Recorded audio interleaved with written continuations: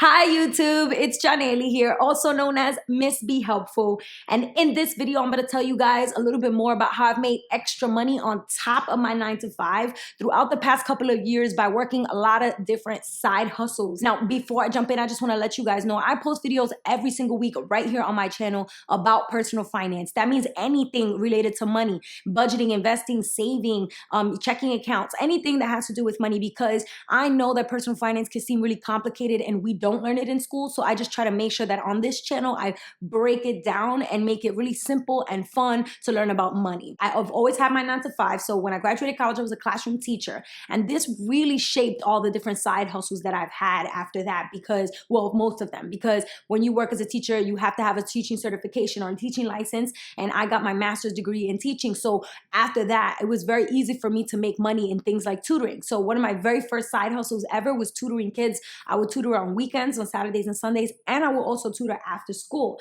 And when you have a teaching certificate or some sort of like higher degree or whatever, you can charge a lot more for tutoring than normal tutoring would cost. So if you think about, oh, an average tutor maybe makes $15 an hour when you're in high school or in college. Well, when you're a lot older and you actually have a teaching certification or you have some sort of license, you can make literally $35, $40, $60, $100, $150 an hour. Really, it depends on the market of people that you're promoting your tutoring services to. So for me, I was making about $65 to $125 because it depended. I was always charging a sliding scale. You know, I live in a community where I know that families have a lot of a hard time coming up with money. So I was not feeling right, you know, in my gut, charging a family that, you know, lives in my neighborhood $125 for tutoring when I knew that they were really struggling and that their kid is really struggling. So I would just look and say, like, listen, if you know that you're struggling with your income, I will, you know, just charge $65, $70 for an hour of tutoring and, you know, really spend that hour and make sure that I'm doing as much as I can and helping that child, like observing them, listening to them read, doing vocabulary instruction. Like I was really going in and making sure that it was a quality session. Tutoring then turned into this you know, online community thing because I noticed that there were companies looking for educators online, like to do on-screen instruction. So this is something that I found on Craigslist and on Idealist, like a lot of different websites where I was looking for jobs.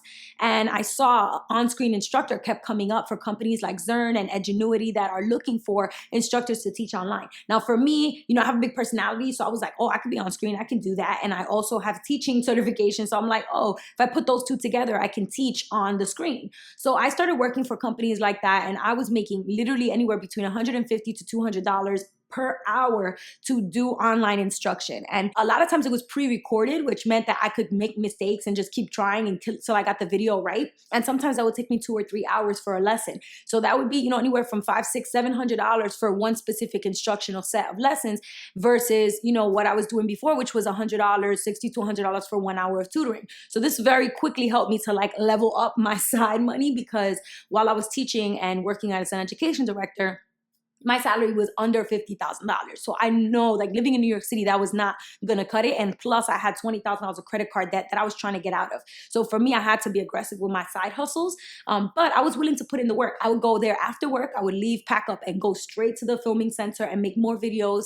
I would always ask them for side projects, extra projects. If you have any extra work, I'm happy to work on weekends. And then, you know, over the summer as a teacher, I had a lot of free time. So I would go and film a lot in the summer. Some of my friends would be going to the beach or going to go chill at the park. And I was like, nah, I'm not doing that because I still have a lot of debt to pay off. So I'm just going to go put in this work and make more videos. So that was one of the things that really helped me to get more comfortable, like recording stuff for camera, doing stuff like on screen. And then slowly that kind of turned into my interest in doing YouTube. So I started my YouTube channel in 2015. To this day, it's definitely grown a little bit, but I'm not a big YouTuber by any means at all. And I have no desire to be like a huge YouTuber, but I do really like helping people and I really like making videos. So I started posting YouTube videos maybe like a year or a year and a half after I started posting them. I started to get paid. Now, back then, YouTube rules were a little bit different. You only needed to have $100 sitting in your AdSense account in order for you to cash in. You didn't have to have a certain number of subscribers or a certain number of views or watch time or anything like that. So I know that it's gotten a little bit stricter now with YouTube in terms of being able to make money off of a channel. But that being said, I still think YouTube is a really, really great side hustle if you can get a, you know, topic that you're really passionate about and that you really like and you want to just keep posting videos about it, or you can build somewhat of a little audience and offer them your content. Honestly, even if you don't make money on YouTube, you can still do money on the side from promoting your YouTube videos. So one of the ways that I do that is I have a Patreon page. I don't make a lot of money on Patreon. It's always under $30, $40 a month, but every little bit helps. Listen, when you're trying to get out of debt, you want to take every little bit that you can get. And so for me, Patreon is very easy because I just logged into the website. I set up my account one time, and then I let folks know, hey, you can do a little bit or a lot, depending on what you have to offer. If you're in debt and you're trying to budget, like obviously I don't want you to give me a whole bunch of money every month. I only want you to really give if you can find it in your heart and in your budget to give. And you can give $1 a month, you can give $5 a month, or whatever works for you. And then that money helps me to make sure that I can keep putting videos on my channel for free without having to worry about ads or anything like that. So that really helps. I mean, obviously YouTube is going to put ads on top of my videos, whether I like it or not, because I'm on YouTube, but I can't really control any of the ads that they post. I can only really choose where the ads go, whether they're going to be banner ads, if they're going to go on top of me, or where they pop up, but I can't necessarily control what specific ads they put in my videos. So that's why I don't really, mention like ads as much, because I don't really put the ads and I don't choose the ads. So but ad revenue is a nice little way to get money on YouTube. It's not a lot. For me, it's always like about $1,000 a month. It's not like I'm making a ton of money. But again, that really does help, especially for the fact that I don't put up so many videos. If I put up 3, 4 videos a week, I know that I would be able to make more money. So that's always an option to me. If I needed, more money really badly, I would just put more videos on my channel. I would create better content. I would create more content. I would start to generate more value for people on my channel. And that hopefully that would lead to directly lead to more money.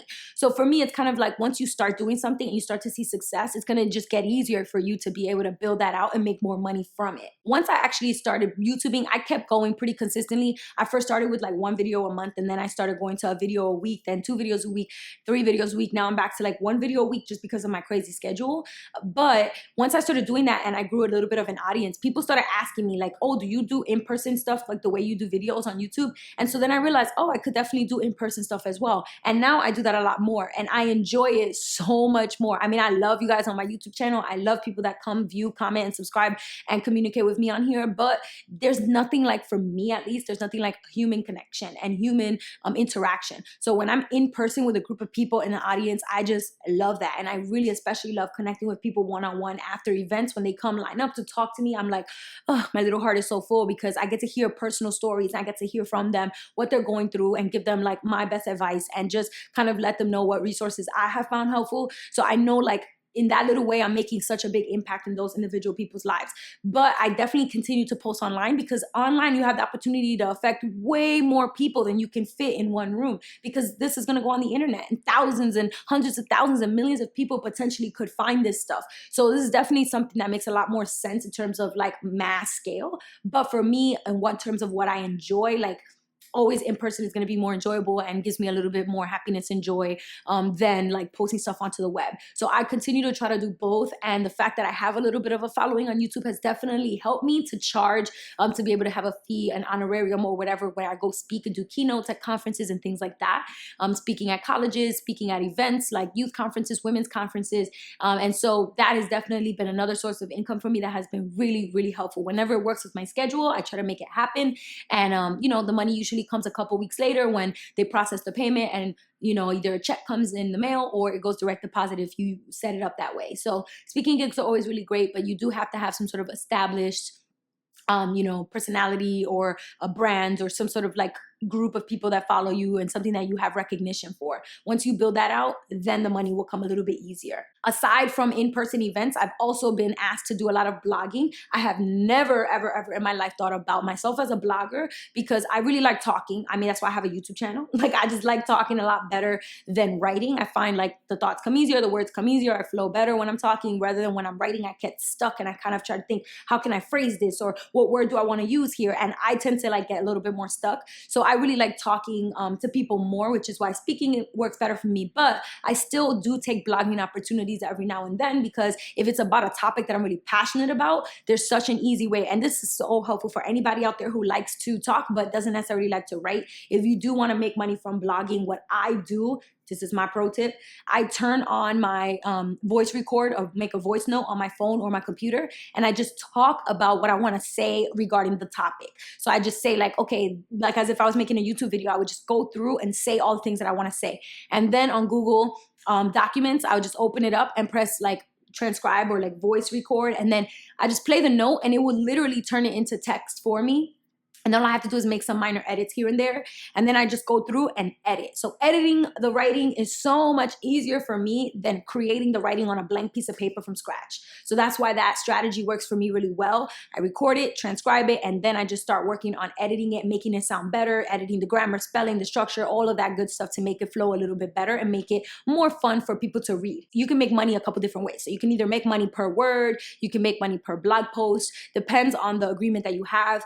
So I've been able to do both. Like I've done some where they pay like 25 cents per word, or I've done some where it's just like, you know, $500 to $1,000 per blog post. And I just usually take them depending on my interest and my passion. If I really don't feel like I would be excited about talking or writing about that topic, then I usually say no, because it's not worth it for me to spend hours and hours and hours beating myself up trying to come up with a good blog post for this topic, and then I'm only going to make, you know, a couple $100. So for me, I now try to make sure that what I'm taking is really something that I'm passionate about, that I care about, and that, you know, I would actually be interested to write about it. All right, the last one is definitely not like a side hustle in the traditional sense, but I have really been able to make money from dividends that come in on investments. But I'm gonna put a little asterisk on top of this one, because technically I don't collect those dividends. What I do is I just automatically reinvest them. So the way that I set up my robo accounts, and I posted videos about which robos I use and all the ways that I have accounts and things like that for retirement and for taxable investing and things like that. But what I do is I invest in funds, and then whatever dividends come back from those investments, they just automatically get reinvested, and it goes right back into the account and generates more income. That being said, I put it in here because if I did choose to cash out my dividends, I would be seeing a little bit of money every quarter, because when I look in my emails that I get showing me like my statements and my reports, I'll notice like, you know, $500, $600, $700, $900 every now and then from dividends. And so really the more that you build up your investments and the more money that you have invested, the more dividends obviously that you'll get. But for me, I've noticed that it's definitely a nice little chunk of change that if I were to pull it out instead of reinvesting it, it would be a nice little addition to some side money. But I like to just think about long term. Investing for me is something that I'm doing because when I get to be my parents' age, I don't want to have to be struggling with money. I don't want to have to depend on anybody. I want to be able to just stop working when I feel like it and be able to do whatever I want to do, like travel or volunteer or whatever, and not have to worry about money. So for me, you know, investing is more so about my future self and security and safety and financial independence for that future version of me, and which is why I'm not necessarily worried about my investments right now or in the near future. But that is pretty much all of the ways that I have made money on the side. There's so many other ways. So I'm going to put a couple of other videos down below that have been really helpful for me to think about new ways to get money. But those are only ways that I've really done it. And so I can't sit up here and tell you what to do if I haven't done it myself. I like recommending things that I know work for me. So that's pretty much what I have for you guys. Definitely comment below. Let me know what you think. If you feel like these are similar to the ones that you've heard of, or if there's other ideas that you want to add in that I didn't think of or that I haven't shared. I know that there's people right now checking for these videos, like side hustles that they can do, because 2020 is right around the corner, and trying to get your money right and get out of debt and all of these things are perfect goals for you to set for a transitional time, like a new year, or like the end of a year coming up. So that's definitely something that I hope is helpful for you guys. You can check me out on social media. I post on Instagram, Facebook, and Twitter. I'm mostly active on Instagram, but you can find me there. You can find me here. You can also email me at MissBeHelpful@gmail.com. And I also have a Google Voice number where you can leave a message, and then I'll post a recording here and respond to your recorded message as well. So hopefully that was helpful, but that's all I have for you guys. Till next time, peace.